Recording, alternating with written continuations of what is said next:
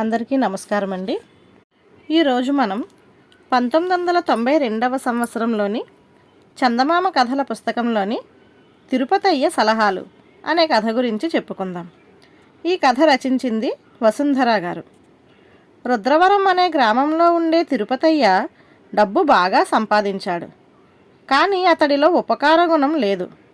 తన సాయం కోసం వచ్చిన వాళ్లకు నష్టం కలిగించే సలహాలు ఇవ్వడం ఆయనకు సరదా. ఒకసారి తిరుపతయ్య పొరుగున ఉండే చలపతికి పెద్ద జబ్బు చేసింది. వైద్యుడు వచ్చి చూసి కృష్ణ తులసి ఆకు పసరు వేస్తే ఈ జబ్బు తగ్గిపోతుంది, కానీ ఈ గ్రామంలో తిరుపతయ్య పెరట్లో తప్ప కృష్ణ తులసి వేరే ఎక్కడా లేదు అన్నాడు. చలపతి కొడుకు వెంటనే తిరుపతయ్య ఇంటికి వెళ్ళి ఆయనకు విషయం చెప్పాడు. ఆయన వెంటనే కృష్ణ తులసి ఆకులు కోయడం మహాపాపం. నా ఇంట్లో ఏ పాపము జరగడానికి వీల్లేదు. ఈ గ్రామంలో శెట్టి దుకాణంలో నీకు కృష్ణ తులసి విత్తనాలు దొరుకుతాయి. అవి తెచ్చుకొని మీ ఇంట్లో పాతుకోండి. మొక్కలు మొలవగానే వైద్యం చేసుకోండి అని చెప్పాడు. చలపతి కొడుకు ఉసూరుమంటూ అక్కడి నుంచి బయలుదేరి ఎదురుపడిన ప్రతి ఒక్కరిని కృష్ణ తులసి గురించి అడగసాగాడు.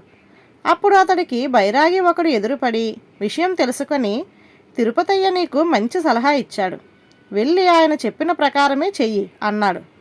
బైరాగి ముఖంలో తేజస్సు చూసి చలపతి కొడుకు మరేమీ అనలేక శెట్టి దుకాణానికి వెళ్ళి గింజలు తెచ్చుకొని పెరట్లో పాతగానే వెంటనే మొక్కలు మొలిచి వాటిలో ఒకటి పెద్దదై మహావృక్షంగా మారిపోయింది.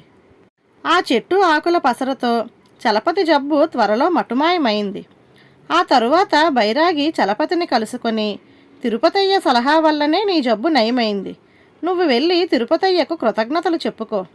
తిరుపతయ్య సలహాలు చాలా గొప్పవి కాబట్టి నువ్వు జీవితంలో బాగుపడే ఉపాయం చెప్పమని అడుగు అని చెప్పాడు. చలపతి బైరాగి చెప్పినట్లే చేశాడు. తిరుపతయ్య అంతా విని అతడితో, నీ ఇంట్లో ఉన్న డబ్బంతా మూట కట్టి పెరట్లో పాతిపెట్టు. అక్కడొక చెట్టు మొలిచి నీకు డబ్బు కాసి పెడుతుంది అన్నాడు. చలపతి తిరిగి వచ్చి జరిగింది చెప్పి, ఆ తిరుపతయ్య పరమ నీచుడని మరొకసారి రుజువు చేసుకున్నాడు. నా డబ్బంతా నేలపాలు చేయాలని అతడి కోరిక అన్నాడు. బైరాగి నవ్వి, నీకింకా ఆ సలహాల గొప్పతనం అర్థం కాక అలా అంటున్నావు. నా మాట నమ్ము, తిరుపతయ్య చెప్పినట్లే చెయ్యి అన్నాడు. చలపతి అలాగే చేశాడు. రాత్రికి రాత్రి వాళ్ళింటి పెరట్లో ఒక పెద్ద చెట్టు మొలిచి కొమ్మ కొమ్మకు బోలెడు డబ్బులు కాసింది. బైరాగి చలపతితో, చెట్టుకున్న డబ్బులన్నీ కోసుకొని కలకాలం సుఖంగా జీవించు. రేపటికల్లా ఈ చెట్టు కృష్ణ తులసి రెండూ మాయమవుతాయి అని చెప్పాడు. చలపతి బైరాగికి సాష్టాంగపడి, స్వామి, ఇదంతా మీ మహిమ వల్ల జరిగింది. మీరు పరమనీచుడైన తిరుపతయ్యకు లేని గొప్పతనం అంటగడుతున్నారు. కారణం నాకు తెలియడం లేదు అన్నాడు. తిరుపతయ్యను నువ్వు అపార్థం చేసుకున్నావు. అతడు మహాపుణ్యాత్ముడు అని చెప్పి బైరాగి వెళ్ళిపోయాడు. ఆ మాటలకు ఆశ్చర్యపడిన తిరుపతయ్య గురించి తనకెందుకులే అనుకొని చలపతి చెట్టుకు కాసిన డబ్బంతా కోసుకొని సుఖంగా రోజులు గడపసాగాడు. స్వతహాగా మంచివాడు కావడం వల్ల చలపతి 10 మందికి చేతనైనంత సాయం కూడా చేసేవాడు. రోజులు గడుస్తున్నాయి. ఒక రోజున నారప్ప అనేవాడు చలపతి వద్దకు వచ్చి, సమయానికి పుణ్యాత్ముడు తిరుపతయ్య గ్రామంలో లేక నిన్ను అడగవలసి వచ్చింది. నాకు 10 వరహాలు అప్పు కావాలి అన్నాడు. చలపతి ఆశ్చర్యపడి, నీకు డబ్బు కావాలని సూటిగా అడిగితే నేనివ్వనా? మధ్యలో ఆ నీచుడు లోభి అయిన తిరుపతయ్యను గురించి గొప్పగా చెబుతావేం అన్నాడు. నారప్ప చిరాకుపడి, ఇంతకాలం నిన్ను మంచివాడివనుకున్నాను.